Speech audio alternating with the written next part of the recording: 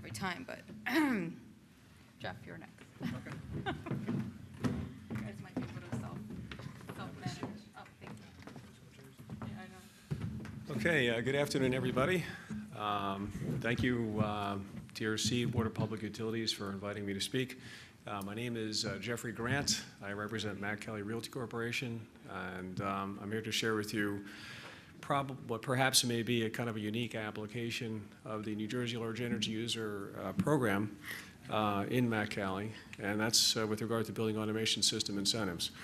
Our company has traditionally, not put a lot of attention into upgrading building automation systems and improving them.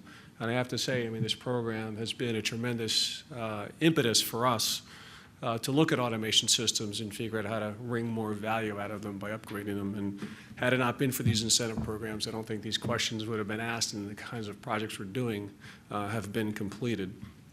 So has anybody here done any building automation system upgrades with the Smart Start program? One, okay, Princeton, and okay. He's done everything over here. Okay. All right. So you might have some questions for me because you probably are most familiar with the intricacies of what has to be done with figuring out the incentives and figuring out the savings. So, but all right. So I'm going to talk about what energy reduction is, and that's megawatts. Like it or not, you're in this room. You're in the megawatt business. That's what it's all about, reducing energy consumption. I'm going to talk about how we at Matt Kelly estimate building automation system improvement savings, and I'll talk about our measurement and verification protocol, which is sort of the flux capacitor, if you will, of what drives our metrics after these systems are in, and demonstrates to Smart Start folks, to the clean energy folks, that we've saved the energy we expected to save. I'll give you an example of a result, one of our projects that we did in 2013 and 14. I'll wrap up with key success, and I'll wrap up with key success factors. All right, so megawatts. So negawatt, if you don't know what a negawatt is, it's a good thing. If you haven't used that unit of electricity, that's a good thing. And the problem, however, is you cannot measure negawatts, right? You can, however, calculate them. They have to be calculated. And this is a picture of a scale that has an incandescent bulb and a compact fluorescent bulb. The scale's balanced because they both put out the same amount of light. However, one is rated at 100 watts, the other is rated at 20 watts. You can't measure the 80-watt difference, but you have to do the subtraction. 100 minus 20 is 80. By the way, there's going to be a quiz at the end, so pay attention. There's questions I have for you. So how do we estimate the value of upgrading an automation system? Well, we start from this $1.25, what if you will, $1.25 per kilowatt hour, not $1.25, 1.25 kilowatt hours per square foot per year in savings. It's about 5%. A typical building built in the 1980s, it has a standard automation system in it, which might be something as simple as a time clock with manufacturer controls and the rooftop equipment and local controls on the VAV boxes, and who the heck knows what the heating system is doing. But in general, and this is in general, you're not going to find this 1.25 in a textbook anywhere. You're not going to find this methodology anywhere. It's purely anecdotal. But in general, we find we save about 1.25 kilowatt hours per square foot per year if we upgrade from that 1980s vintage building to a more modern DDC system. DDC stands for Direct Digital Controls. That's computers controlling buildings, controlling everything effectively except the VAV box. So how do we estimate it? Well, we have a list of control system applications like integrated economizer. Of that, $1.25, that would contribute about 10% of the pie. And this is an integrated economizer as opposed to just an economizer. An integrated economizer will work concurrently with mechanical cooling. Some economizers only operate when the outside air temperature is 55 degrees and lower. However, there's a whole band of outside air temperatures where you can actually use economizers to lessen the load on the mechanical cooling. Another example is CO2 ventilation control. Supply fan frequency drives. If there's no return fan, you can claim 15% of that pie. If you've got supply and return fan, it's split by 10 and 5. Chilled water pumps, add another 5. Condenser water pumps, add another 5. You've got to do frequency drives in your cooling tower, and you're going to be ramping up your cooling tower fans, in unison to match the load. Of course, you do it to the wet bulb and the approach temperature, right? You don't do it to condenser water supply. You can control the compressors and the refrigeration equipment, direct digital control. If you don't have that direct control of the compressors, you're going to at least be able to set the supply air temperature of the unit. And you're going to make sure your outside air ventilation dampers are closed after hours and during morning warm-up and set up, morning warm-up and cool down. And you're going to solve any interlocked heating and cooling problems. This item happens to be probably one of the most common problems I've seen in commercial office buildings, even prior to Matt Cali days. Control systems are set up where you don't understand why the building is using a lot of energy, but then you find out that there's a thermostat out on the wall that's controlling the VAV box and another one right next to it that's controlling the heating system. And one is set up high and one is set up low, and it happens to be the wrong one that's high and the wrong one that's low, and they're both operating simultaneously. Or they're out of calibration. There's all kinds of reasons why that happens, but it's very, very common. And if you happen to have plenum heaters, you'll find these in the plenum ceiling of your top floor. They'll have a thermostatic control on them. Maybe they'll be running all year long, you'll never know. And that totals up to 95%. Well, why not 100%? Well, who knows? We're very crude about these methods, and again, it's just a guideline on what to expect with automation systems. So now you've got your estimate of your savings. You've consulted with the TRC folks, and you've confirmed that you can do this kind of a project. You've got your capital cost contribution in the form of incentive. And you can go to management, you can say, we're going to spend X amount of dollars, it's going to save Y amount of dollars a year, we're going to generate an ROI of 15% or whatever the number is, and you get the project approved. Great. Now you build the project. Now you've got to demonstrate to management and to the clean energy folks that you really did save the energy you expected to save. So automation systems are very complex. I mean, to actually calculate what the real savings would be at an investment grade audit would take probably many, many weeks, many, many dollars because of all the sub-metering that has to be done, various circuits through the building and so forth. But we don't do that. We use that simplified Matt Cali method I just described.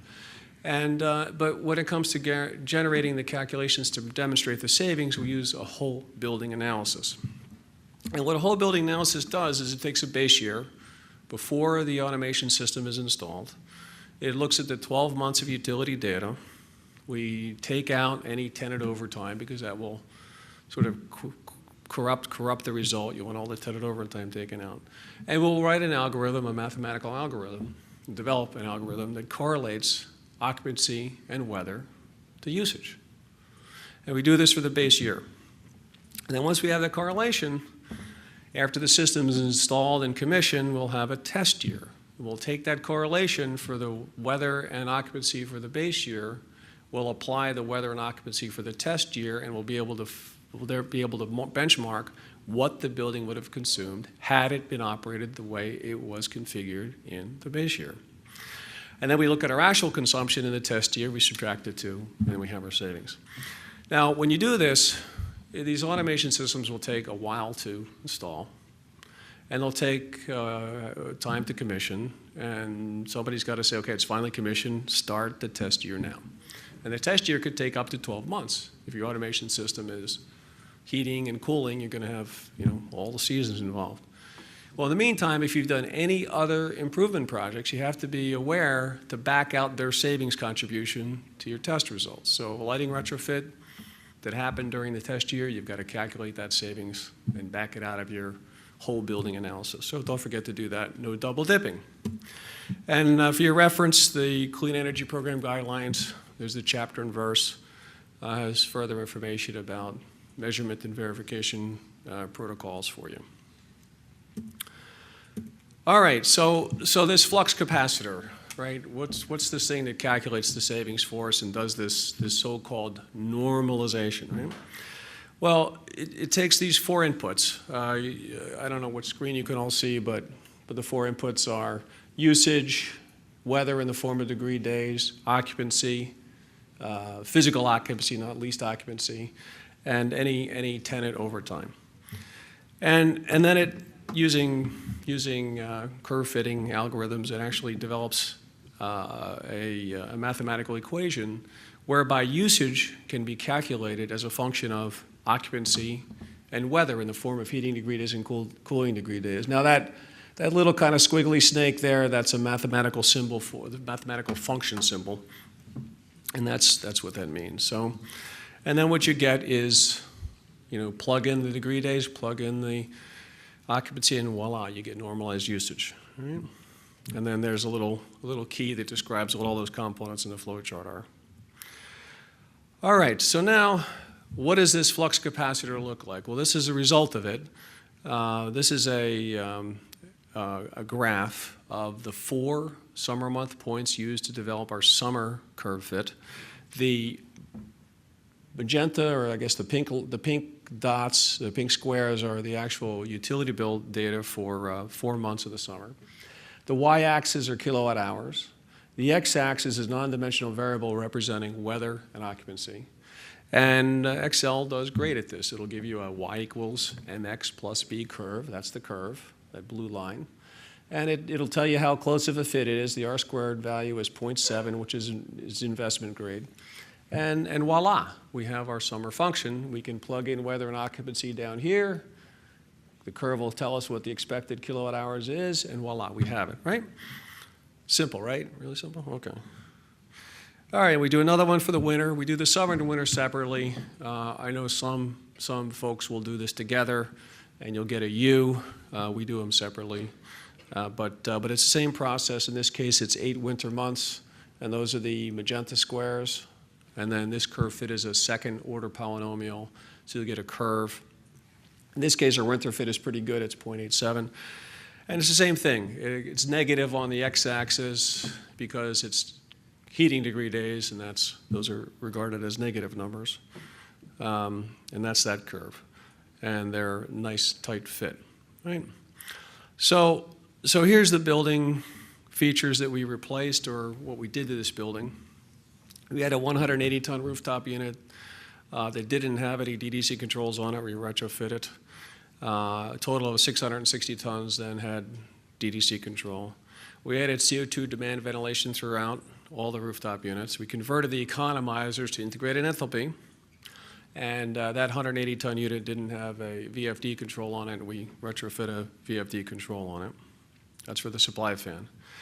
And then the heating system was a solar gain heating system, a permanent heating system that operated independently from what was happening in the space. So we integrated the heating system with the AC system to eliminate that potential for concurrent heating and cooling activity.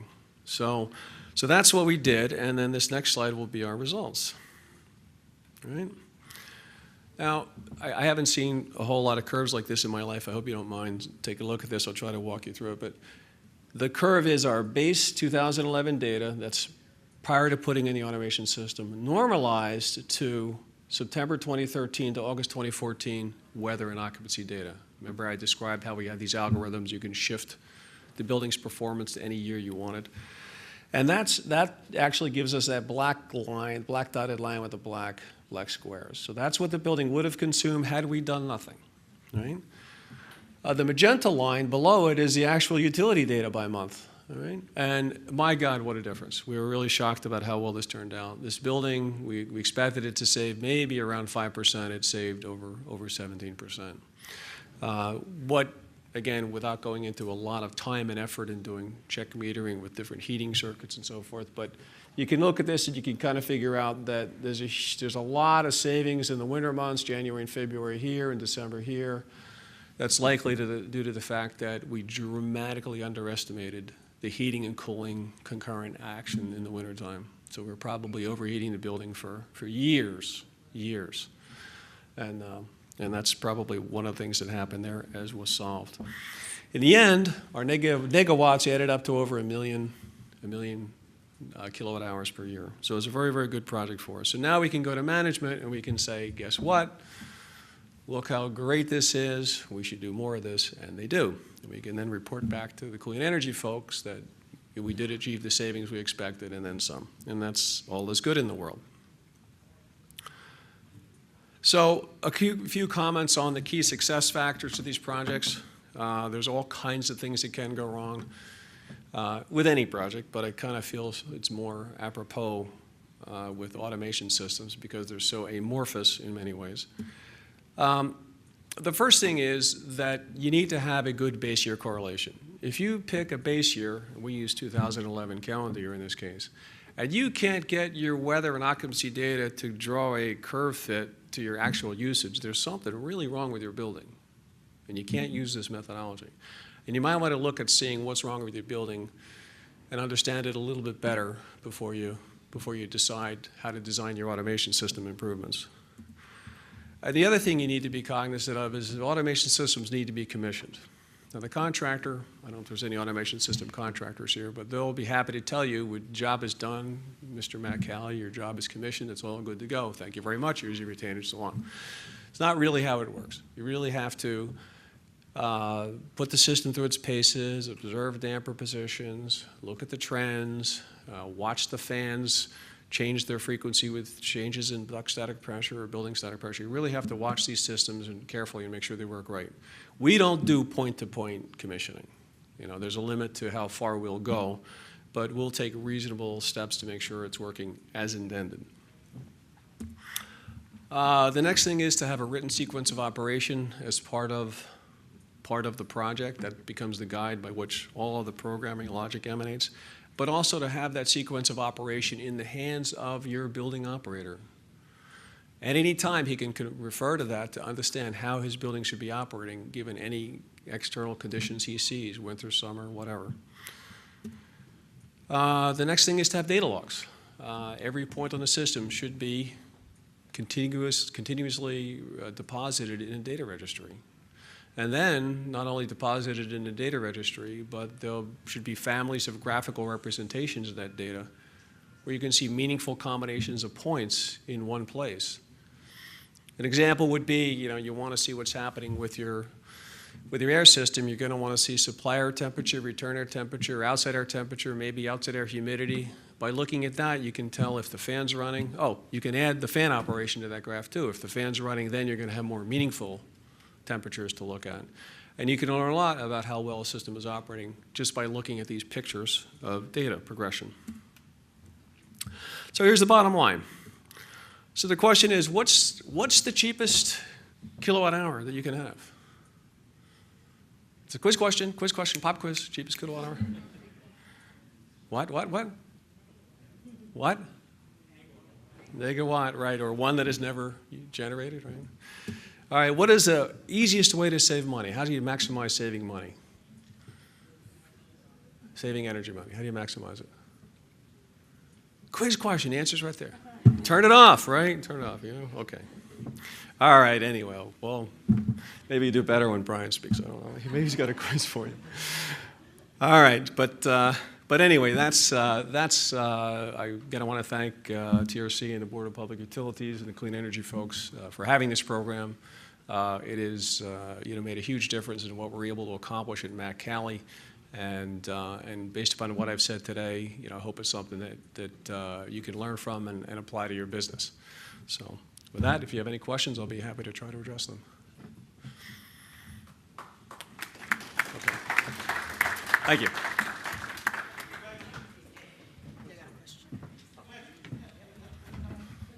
Oh, geez, I was trying to get off the stage fast here. You have used option C, MNV method, right? Whole building utility data? Yes. Okay. If option C is whole building, I don't remember the letter number. I mean, was there any other options available for you to get paid faster on this? Because now you have to wait a whole year to get paid for the incentive. It's funny. It's a good question.